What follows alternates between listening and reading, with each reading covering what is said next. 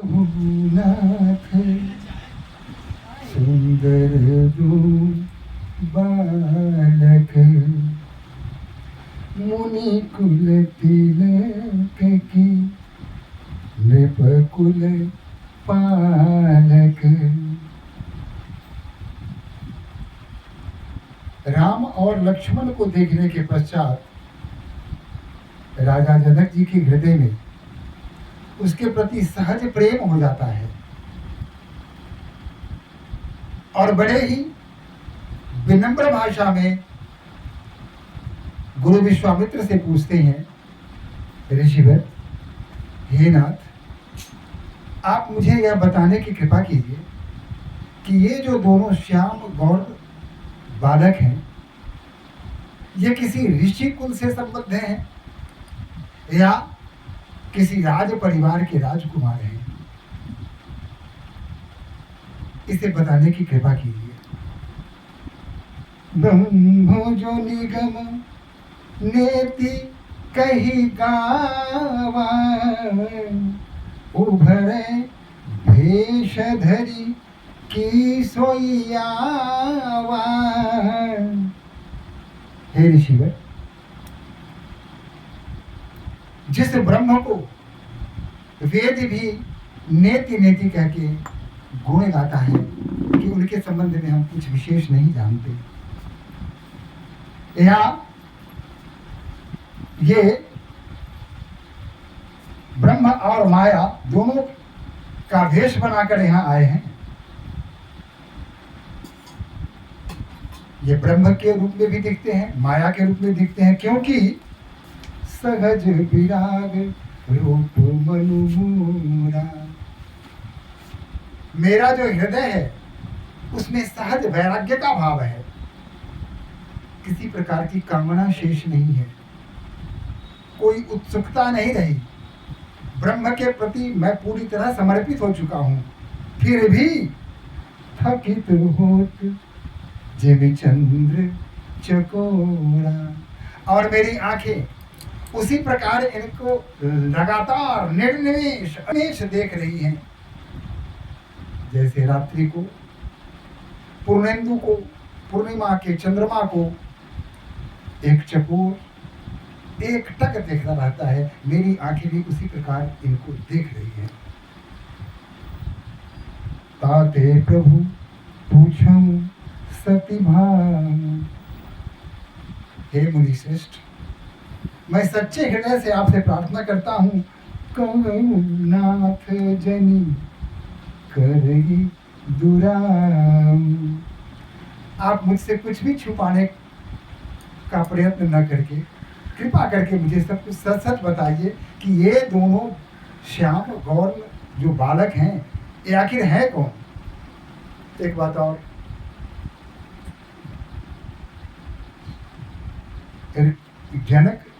राजा जनक पूछते हैं कि ये श्यामल और गौर जो दो बालक हैं, यहाँ ये नहीं कह रहे हैं कि वयस्क हैं।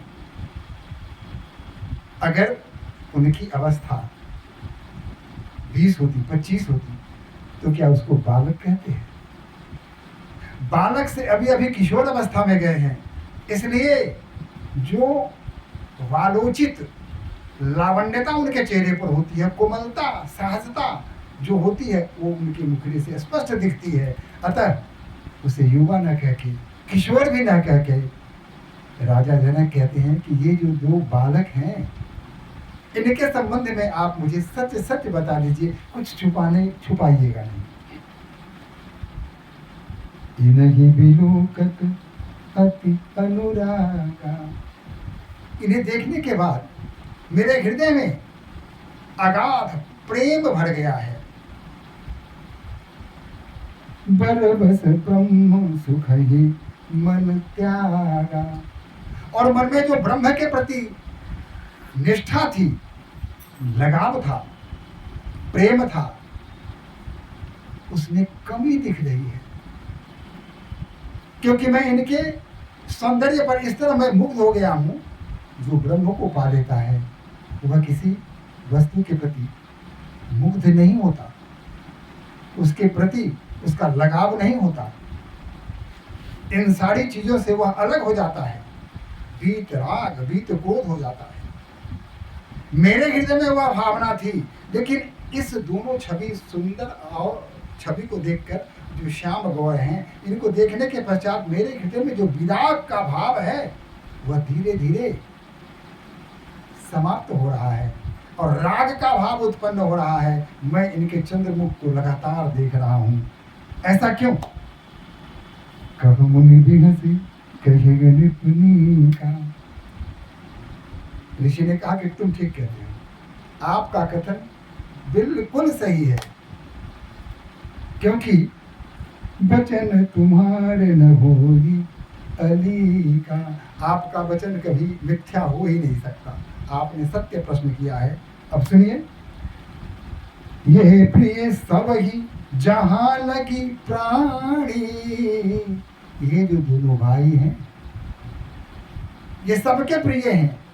जितने भी प्राणी हैं तीनों लोक में, विश्व में, चाहे वो छोटे हों या बड़े हों, अंडज हो, उद्भव हो या जो भी हो, पिंडज हो, ये जितने भी प्राणी हैं ये सबके प्राण प्रिय हैं। मन मुस्काही राम सुनी वाणी। और राम जी यहाँ मुस्काते हैं। भगवान राम ने सोचा कि ये मुनि तो पोल ही खोलने वाले हैं, लगता है कि सब कुछ गांठ खोल के रखेंगे, बता ना दे कि मैं कौन हूँ। क्योंकि मुनि विश्वामित्र तो सब कुछ जानते हैं। वो जानते हैं कि प्रभु अब तेरे हरण बही भारा, प्रभु अवतार दिए हैं धरती के भार को कम करने के लिए, समाप्त करने के लिए। तो मुनि विश्वामित्र तो सब जानते ही है। राम के मन में यह भय हो जाता है कि कहीं ऐसा ना हो कि मुनि इस भेद को ही यहाँ खोल दे, इसलिए मुस्काते हैं। मुनि भी समझ जाते हैं कि राम कहना क्या चाह रहे हैं। तो आगे कहते हैं राम, रघुकुल मणि दशरथ के जाए, मम हित लागी नरेश पठाए। कहा कि रघुकुल के तिलक हैं ये, रघुकुल से उत्पन्न ये राजकुमार हैं, लेकिन मेरे हित के लिए, मेरे लिए इनके पिता ने इनको मेरे साथ कर दिया, भेज दिया। आगे उन्होंने बताया, राम लखन दो बंधुवर, रूप शील बल धाम, मख राखे सब राखु पवु, जीते असुर संग्राम। एक भाई का नाम राम है और दूसरे जो भाई हैं छोटे गौड़ वर्ण के, उनका नाम लक्ष्मण है। विश्व जानता है कि इन्होंने हमारे यज्ञ की रक्षा की और उसमें बड़े बड़े राक्षसों का इन्होंने वध कर दिया, संहार कर दिया। मुनि तब चरण देखी कहराऊ, कही न सकऊं निज पुण्य प्रभाव, सुंदर श्याम गौर दो भ्राता, आनंद हूँ के आनंद दाता। गुरु से जब यह वचन सुना तो कहा कि हे गुरु, हे ऋषिवर, आपने मुझ पर बहुत बड़ा अनुग्रह किया है, बहुत बड़ी कृपा की है। हम आपके आभारी हैं कि आपने इन दोनों भाइयों को हमारे पास लाए और इनका दर्शन मैं कर सका।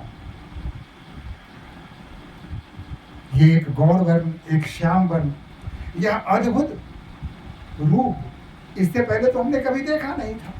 मेरी आंखें तृप्त हो गई, मन में प्रकाश फैल गया, मेरा शरीर पुलकित हो गया, आनंद अतिरेक से भर गया मेरा मन।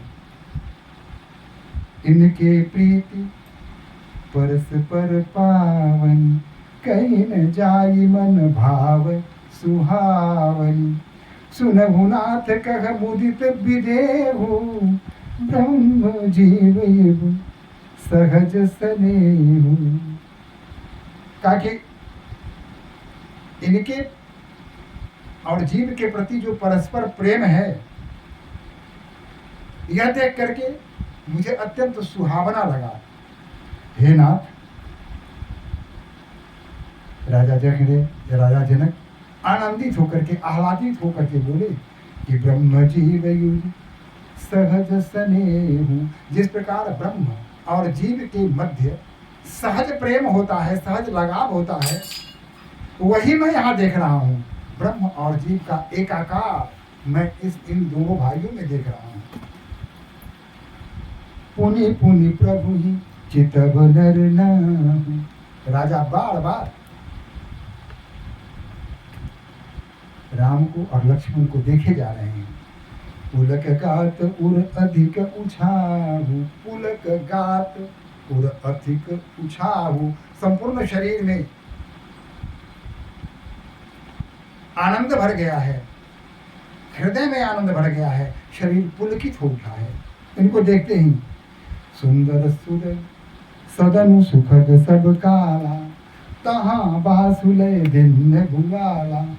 करी पूजा सब विधि सब काई, गए उराऊ गृह विदा कराई। और तब राजा जनक ने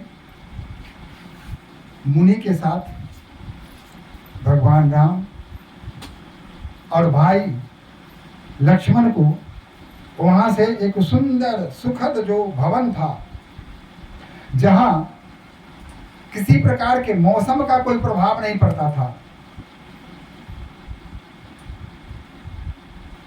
वहां इन तीनों को ले गए और आग्रह किया कि आप इसी भवन में रहें। और वहां सारी व्यवस्था थी, पूजा पाठ करने का, निकट ही पुष्प वाटिका थी, और भी ऋषि मुनि वहां आसपास रहते थे। अतः वातावरण अत्यंत सुखद था। हमेशा वेद मंत्रों का मंत्रोच्चार हो रहा था, दिशाएं गुंजमान हो रही थी, चतुर्दिक वेद मंत्र फैल रहे थे, दिगांत चारों तरफ प्रतिध्वनित हो रहे थे। ऐसे सुंदर आनंदमय वातावरण में गुरु विश्वामित्र को राम लक्ष्मण के साथ राजा जनक ठहरा गए और फिर अपने मंत्री सुमंत और अन्य ब्राह्मणों के साथ विदा लेकर वहां से अपने राजभवन चले गए। रात्रि में लोगों ने भोजन किया, विश्राम किया, और दूसरे दिन प्रातः भगवान राम लक्ष्मण जगे, नित्य कर्मों से निवृत्त हुए, पूजा पाठ प्रारंभ हो गया। और जब इन सब चीजों से निवृत्ति हो गई तो लखन हृदय लालसा अभिषेखी, जाय जनकपुर आई देखी। लक्ष्मण के हृदय में जनकपुर नगर को देखने की एक लालसा उत्पन्न हो गई, लेकिन प्रभु भय बहुरी मुनि ही सकुचाई। प्रभु के भय माने उनके सम्मान और मुनु के प्रति संकोच भाव के कारण वो अभिव्यक्ति नहीं कर पा रहे थे। प्रकट न कहि मन ही मुस्कुराही, मन ही मन मुस्कुरा रहे थे। अब यही एक बात आता है कि बड़ों तो छोटों के प्रति उसकी भावनाओं को का सम्मान कैसे किया जाता है, यह भगवान श्री राम से कोई सीखे। लक्ष्मण ने यह बात अपने मुख से नहीं बताई कि भैया मुझे जनकपुर देखना है, ऐसा नहीं कहा उन्होंने। लेकिन लक्ष्मण के मन में कौन सा विचार चल रहा है, इस बात को भगवान राम समझ गए, जान गए। इसे कहते हैं बड़प्पन, कि अपने छोटे भाई या छोटे जो संबंध में हैं उनके मन में कौन सा विचार चल रहा है, इस बात को जान लेना यह सामान्य बात नहीं है। यह भगवान राम ही कर सकते थे। बोलो सियापति रामचंद्र की जय। भगवान राम ही ऐसा कर सकते थे, समझ गए। और फिर राम अनुज मन की गति जानी, जान गए। भगत बछलता ही फुलसानी। भगत बचन इस बात को देखकर उनके हृदय में उल्लास भर गया, आनंद भर गया और कहा, परम विनीत सकुच मुस्काई, बोले गुरु अनुशासन पाई। और गुरु के सामने जाकर हाथ जोड़ के खड़े हो गए। कौन? भगवान राम, लक्ष्मण नहीं, राम। लक्ष्मण के हृदय में कौन सी बात है, उनके विचारों में कौन सा विचार चल रहा है, इस बात को राम सहज ही जान गए और उसकी इस मनोकामना को पूरा करने के लिए, उसकी इच्छा को पूरा करने के लिए स्वयं ऋषि के पास जाते हैं, हाथ जोड़ के खड़े हो जाते हैं। ऋषि पूछते हैं, क्या बात है राम, कोई काम है क्या? संकोच। बोले गुरु अनुशासन पाई।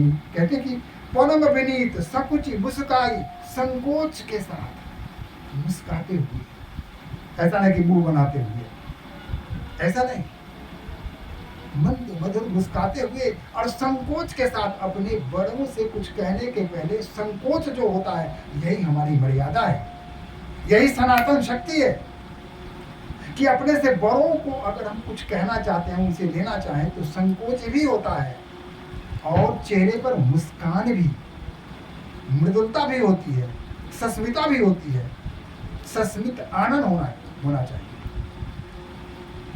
कोई तनाव नहीं, विनम्रता का भाव और संकोच दोनों का मिला जुला भाव भगवान श्री राम के मुखार बिंद पर आ जाता है। और तब वो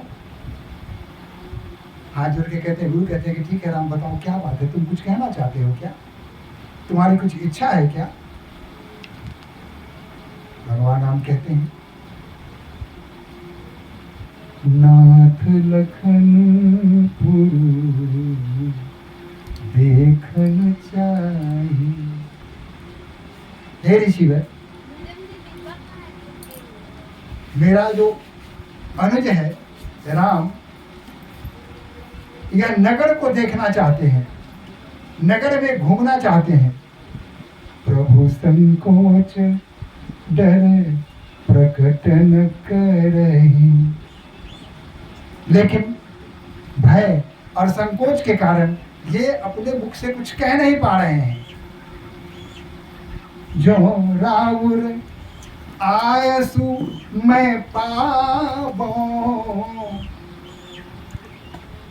हे नाथ, अगर आपकी आज्ञा हो, नगर दिखाई तुरंत ले आवो, तो अपने छोटे भाई को मैं नगर का भ्रमण करा दूं, नगर दिखा दूं और फिर तुरंत वापस आ जाऊं। अभी जाने की बात नहीं है, आने की बात हो रही है, अभी गए नहीं है। अगर आपकी आज्ञा हो तो मैं लक्ष्मण को नगर घुमा लाऊं, नगर दिखा लाऊं और तुरंत वापस आ जाऊं। मैंने देर नहीं लगाया, मैं तुरंत आने का प्रयास करूंगा, समय नहीं लगेगा। यानी आपकी सेवा करने से मैं इतने समय तक वंचित रहूंगा, इसके लिए भीतर ही भीतर, अंदर ही अंदर वो क्षमा कर मांगते हैं और कहते हैं कि मैं तुरंत आ जाऊंगा, विलंब नहीं करूंगा, सिर्फ घुमाऊंगा। और घुमाने के बाद मैं समय कहीं भी व्यर्थ नहीं जाने दूंगा। काम क्या है? सिर्फ घुमाना, दिखाना। इसके अतिरिक्त ऐसा नहीं कि कहीं बैठ के मैं गप मारने लगा, ऐसा नहीं होगा, समय बर्बाद नहीं होगा। बस इसे ले जाऊंगा, इसे नगर भ्रमण करा के और शीघ्र ही मैं वापस आ जाऊंगा। नगर दिखाई तुरंत ले आवा, इसे तुरंत लेकर आ जाऊंगा मैं। सुनी मुनीस कह बचन स प्रीति, प्रीति के साथ मुनि ने वचन कहा। क्या कहा? कसन राम तुम राखहु नीति। हे राम, इस नीति का पालन तुम ही कर सकते हो, तुम ही सक्षम हो कि इस नीति का पालन कर सको। नहीं तो पूछता को नहीं था, गुरु जी उधर गए हैं तब तक घुमाते हैं। आज तो ऐसा ही होता है, गुरु जी सोए हुए हैं तो चलो थोड़ा फला काम कर लेते हैं, चले गए। लेकिन राम, कोई भी कार्य, पिता ने क्या कहा था? तुम्हारे पिता यही हैं, तुम्हारे पिता यही हैं, इनकी आज्ञा से ही सब काम करोगे। तो पिता के वचन का निर्वहन कर रहे हैं, गुरु की आज्ञा के बिना वो कोई भी काम नहीं कर रहे हैं।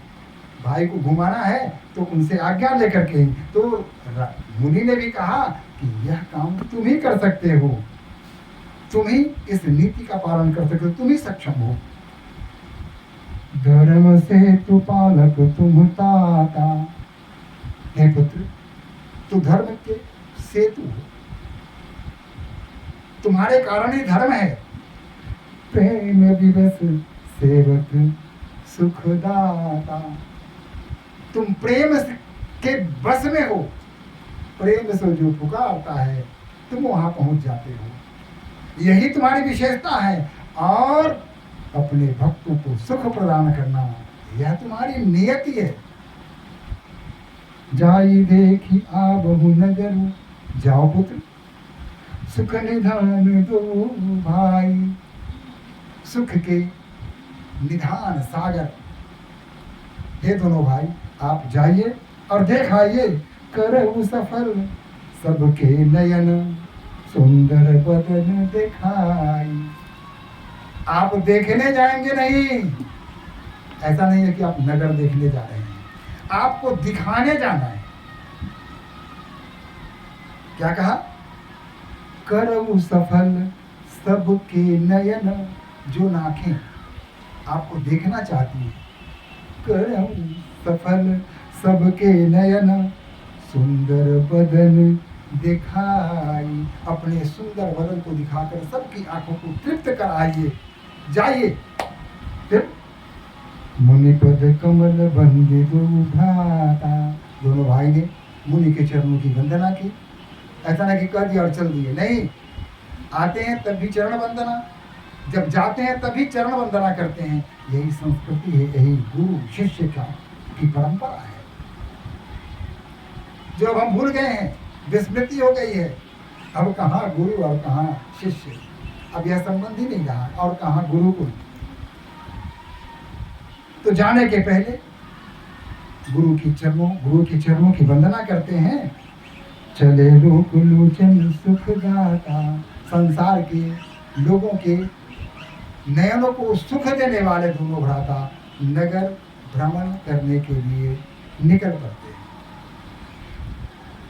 बालक वृंद देखी अति शोभा, बच्चों ने, छोटे छोटे बच्चों ने जब राम और लक्ष्मण को आगे पीछे आते हुए देखा, तो बच्चे तो सहज होते हैं, उनके हृदय में किसी प्रकार का छल प्रपंच तो होता नहीं है, तो सहज होते हैं, निर्दोष होते हैं। उन्होंने जब राम को देखा तो उन सबके हृदय में सहज प्रेम का उद्भव हो गया, सभी प्रेममय हो गए। और फिर लगे संग लोचन मन लोभा, आंख और मन के लोभ के कारण उनके पीछे लग गए, उनके साथ हो लिए। ऐसा नहीं है कि उनको चिढ़ाने के लिए। आज तो ऐसा ही होता है, कोई अजनबी अगर आ जाए, कोई अपरिचित अगर हमारे गांव से गुजरने लगे, तो मैं देखता हूँ कि बच्चे उसको चिढ़ाने में ज़्यादा मजा करते हैं। मुझे एक घटना याद आ रही है। मेरे गांव के एक व्यक्ति हैं जिनकी, हालांकि ईश्वर हर तरह की लोग बनाते हैं, कोई लंबा होता है, कोई सामान्य कद का होता है, कोई ज़्यादा छोटा होता है। ये तो ईश्वर की रचना है, जिसको जैसा कर्म है वैसा कर्म के आधार पर उसे फल परमात्मा देते हैं। तो मैंने देखा कि उस समय मेरी भी अवस्था कुछ अधिक नहीं रही होगी, बालक ही रहा हूँगा, 8-10 साल का रहा हूँगा। और एक व्यक्ति थे जो हम लोगों से उम्र में ज़्यादा बड़े थे, लेकिन उनकी जो ऊंचाई थी वो हमारे बराबर ही थी। हम 8-10 साल के थे और उनकी ऊंचाई लगभग, उनकी लंबाई 15-16 साल से कम नहीं रही होगी उम्र उनकी। तो हमारी लंबाई और उनकी लंबाई लगभग समान थी।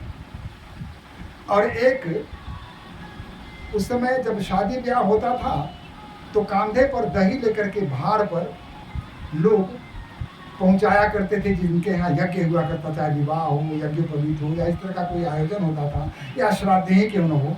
तो उसमें जो कुटुंब होते थे वो अपने यहाँ से सहायतार्थ चावल, चूड़ा, दही, कुछ कपड़े आदि सामान वहाँ भेजा करते थे। तो चूँकि उस समय जाने आने की वैसी व्यवस्था थी नहीं, न ऐसी मोटर गाड़ियाँ थी, न वैसी सड़कें थी, सब कुछ अस्त व्यस्त था। तो खेतों से होकर वो भाड़ वाले गुजरते थे और उसमें दही लेकर गुजरते थे। 2-3 भाड़ जाता था, किसी में दही है, किसी में चूड़ा है, किसी में कुछ है, और भाड़ लेकर के वो गुजरते थे। तो ऐसे ही एक भाड़ वाला वो जा रहा था, उसका कद छोटा था। तो जिस सज्जन की मैं अभी अभी चर्चा की है, वो सज्जन भी हमारे साथ थे, हम लोग खेल रहे थे। तो उस सज्जन ने हमको बुलाया, हम सभी बाल बंदी थे, खेल छोड़ के उनके पास गया कि कोई बात होगी। तो उन्होंने दिखाया कि देखो वो कितना छोटा है, और फिर उसके पीछे पीछे चलने लगे और ऐसे करके मिलाने लगे कि देखो मेरे जैसा ही है, मेरे जैसा ही है। अब यहाँ देखिए, उस भाड़ जो ढो रहा था उसकी ऊंचाई कम थी, तो इनकी ऊंचाई तो कोई अधिक नहीं थी, और आपकी उम्र भी 15-16 साल है। तो स्वाभाविक है, अगर सामान्य ऊंचाई आपकी होती तो हम बालकों से आप ज़्यादा ऊंचे होते, लेकिन आपने उन्हें चिढ़ाने का, उसे नीचा दिखाने का काम किया। इस बात को वह भाड़ वाला समझ रहा था और वह लज्जित हो रहा था। यहाँ क्या है, ये जो बच्चे, छोटे छोटे बच्चे भगवान राम और भगवान लक्ष्मण को देखे पीछे चलते, तो चिढ़ाने का भाव नहीं था। भगवान राम के सौंदर्य के अभिभूत होकर के उनके साथ लग गया, उनके पीछे पीछे नहीं लगा, उनके साथ लग गया। अब राम जा रहे हैं, उनके आजू बाजू आगे पीछे चारों तरफ वो बच्चे जा रहे हैं उत्सुकता से। भगवान राम और लक्ष्मण उनके प्रति स्नेह का भाव रख रहे हैं। ऐसा नहीं है कि ये हटो। लक्ष्मण, वैसे तो कहा जाता है कि लक्ष्मण क्रोधी स्वभाव के थे, चाहते तो कहते गए हट, भगवान राम से सबको दूर कर देते। लेकिन लक्ष्मण ने भी किसी प्रकार का विरोध नहीं किया, कोई क्रोध नहीं किया, कोई आवेश नहीं उसके मन में आया। बालकों के हृदय में जो सहज प्रेम था राम और लक्ष्मण के प्रति, उस बात को लक्ष्मण जी भी समझते थे। बालक उनके नजदीक आए, उनको छू कर देखा, बार बार उनसे बात करने का प्रयास किया। राम भी उनसे मधुर शब्दों में बात करते चले जा रहे थे। इस तरह नगर में प्रवेश किए, आगे बढ़ने लगे।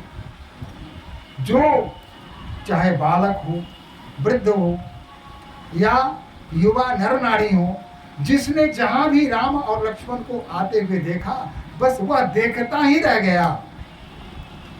न भूतो न भविष्यति, ऐसा सुंदर चित्र तो इससे पहले कभी किसी ने सुना नहीं। भगवान हरि के 4 हाथ हैं, कहते हैं बड़े सुंदर हैं वो। ब्रह्मा के भी चतुर्मुख हैं, 4 हाथ हैं। भगवान शिव के भी पंचमुख हैं, 4 हाथ हैं। लेकिन ये दोनों जो आ रहे हैं, एक ही मुंह है और 2 हाथ हैं। इनसे किसी की भी तुलना नहीं की जा सकती, ये तो सबसे श्रेष्ठ दिख रहे हैं। इस तरह महिलाएं आपस में बातें कर रही हैं और बच्चे आनंद तिरेक होकर के घूम रहे हैं, उसके साथ चल रहे हैं। नगर की शोभा, चौड़ी चौड़ी सड़कें हैं, भव्य चौराहे हैं, दुकान के दोनों तरफ अट्टालिकाएं हैं, सोने चांदी मढ़े हुए दीवारें हैं। यानी सुख समृद्धि जो होनी चाहिए, जहां माता सीता ही हो, जहां माता लक्ष्मी ही जन्म ली हो, वहां धन्य धान्य की क्या कमी होगी। सीता मैया की जय। और भगवान राम सीता मैया की नगरी में आए हैं, चारों तरफ धन्य धान्य भरा हुआ है, जहां देखते हैं वहां समृद्धि दिख रही है। पेड़ पौधे हरितिमा से फट रहे हैं, चारों तरफ विभिन्न प्रकार के फूल खिल रहे हैं,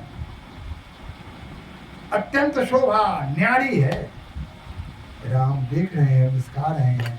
लक्ष्मण भी नगर की शोभा देख करके अघा नहीं रहे हैं। बालक किलकारी मारते हुए उनके चारों तरफ घूम रहे हैं और भगवान राम लक्ष्मण नगर की ओर धीरे धीरे प्रवेश कर रहे हैं, नगर की शोभा देख रहे हैं। भगवान राम और लक्ष्मण नगर की शोभा देख रहे हैं, वो किसी व्यक्ति विशेष को नहीं देख रहे हैं। कौन उन्हें देख रहा है इस पर उनका ध्यान नहीं है, वे क्या देखने आए हैं उसको देख रहे हैं। यानी उन्हें जो करना है वो कर रहे हैं। दूसरों के मन की बात या दूसरे की भावना को उन्होंने कभी अनादर न किया, दूसरों को देखने दिया। अगर उनके रूप, उनके सौंदर्य को देखकर अगर कोई लाभान्वित हो रहा है, भक्ति भाव से भर रहा है, किसी के हृदय में आनंद की सरिता प्रवाहित हो रही है, तो भगवान प्रवाहित होने दे रहे हैं। कोई अवरोध नहीं, किसी प्रकार का कोई दुराव नहीं, छिपाव नहीं। भक्ति में चारों तरफ हो रहा था, सौंदर्य में चारों तरफ हो रहा था। भक्ति और सौंदर्य का ऐसा सुंदर उदाहरण और कहीं देखने को नहीं मिलेगा। बोलिए सियापति रामचंद्र की जय। मंगल भवन मंगल हारी, द्रवहु सुदशरथ अजिर बिहारी।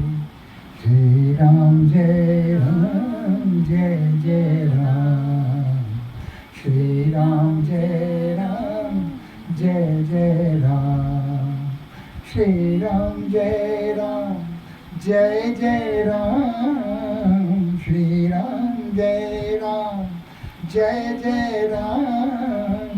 संकट मोचन कृपा निधान, श्री राम जय जय